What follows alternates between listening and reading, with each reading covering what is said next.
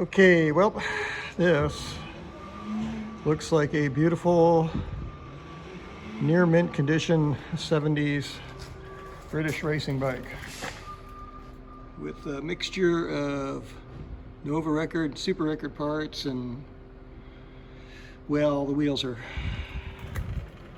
not part of the Camping Yellow fine family of products, but they're what's on this bike. Okay, so you see the Royal Crest of the Dick Johnson Frameworks. Okay, well, it looks like a 70s bike, but it's not.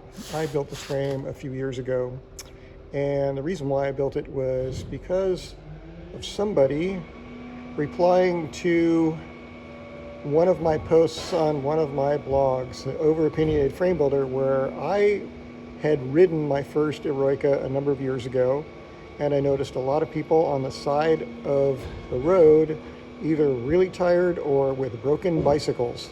And so I was I don't know, bold enough to give people advice on this blog. Like, who the heck is even reading my blog? You know, I mean, it's not like it had like thousands of followers. Maybe it's got like 60 or something like that. So I wrote about the Eroica, not saying it was a bad thing, but saying I really enjoyed it. But if you're going to do the Eroica, besides having a bike like this, you know, period correct or whatever, you also need to be in decent shape. It's a hard ride, and also you need to have your bike in mechanically good shape. You can't just dust it off and polish it up and make it look good. Everything has to function because it's hard on a bicycle. There's dirt roads, there's really steep gradients, there's bumpy downhills. And this person who wrote into my blog took exception to that. They said that I did not understand the event, that walking up the hills is an essential part of the event, and having, of course, the period correct beautiful bike in whatever shape that it's in is part of the event.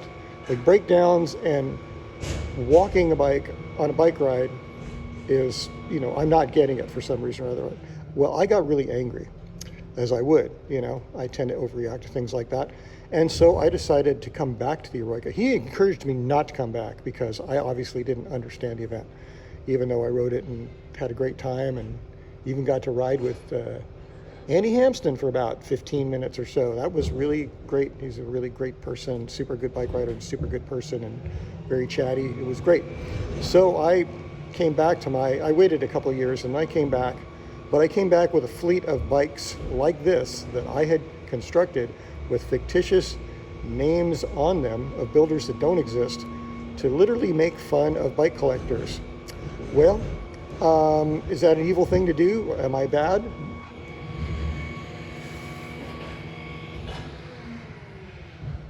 Well, I am a bike collector, so I'm making fun of people like myself. Although the people I'm making fun of are maybe not that much like me.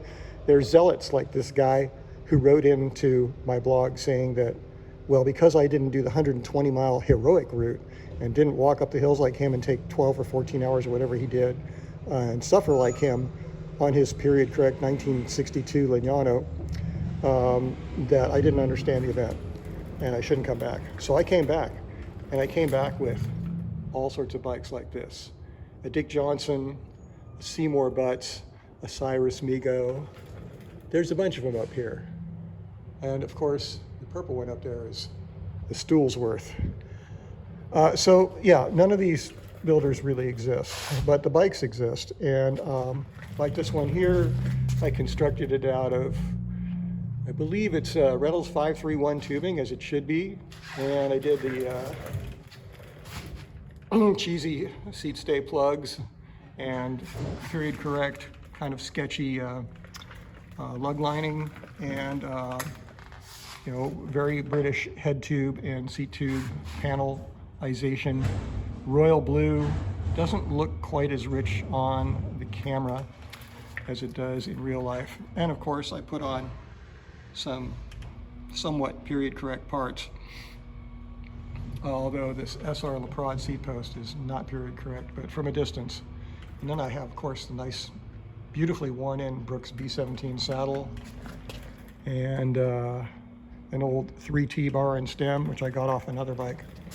And so the whole thing was to kind of lampoon, not necessarily the Eroica. We all really like the Eroica. I mean, I brought like about a dozen people.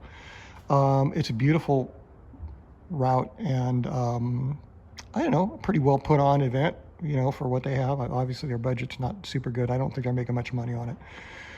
And so we came back with all wearing matching pink kits. It said Cycles Heroic. That was the team that I constructed to ride on these fictitious name bikes.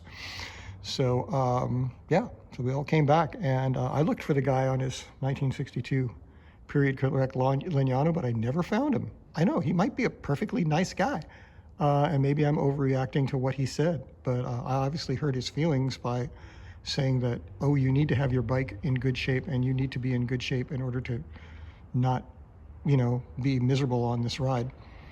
And of course, if you really want to have a good time on this ride, you need to be riding on a Dick Johnson. So yeah, so Dick Johnson is like a lampoon of Bob Jackson. Bob Jackson was a bicycle company in Great Britain in 60s and 70s that actually exported a lot of frames to the United States. And most of them were built in a hurry and were pretty awful. I worked at a place that sold them in the 70s, and boy, the alignment and there's all sorts of other problems with them. Not all of them. Some of them are great, you know. I mean, some people have been riding them for 40 years and they're fine, 50 years, whatever. But I worked on some that were just abysmal. They were really, really bad. So I decided to make fun of that brand because of, well, it's easy to make fun of things that are maybe kind of crappy, that have the reputation of being really good amongst bike collectors, but amongst bike mechanics, it's a different story.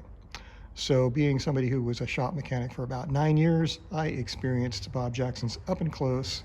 Being a frame builder for, I don't know, 40 years plus, I have had to work on these and, you know, replace tubes and stuff like that, do repair work on them, and was astonished at how poorly they were built. So, but I assure you that the Dick Johnson is of the finest quality. Okay, well, there you go.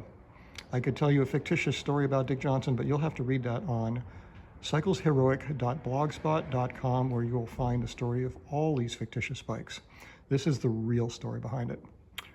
Okay, that's what happens when you get angry and you're a frame builder. You seek revenge on somebody you'll never see again, who you never met, who's probably a decent person, by building a fleet of bikes that have no reason to exist other than fulfilling whatever stupid vision that I had. There you go.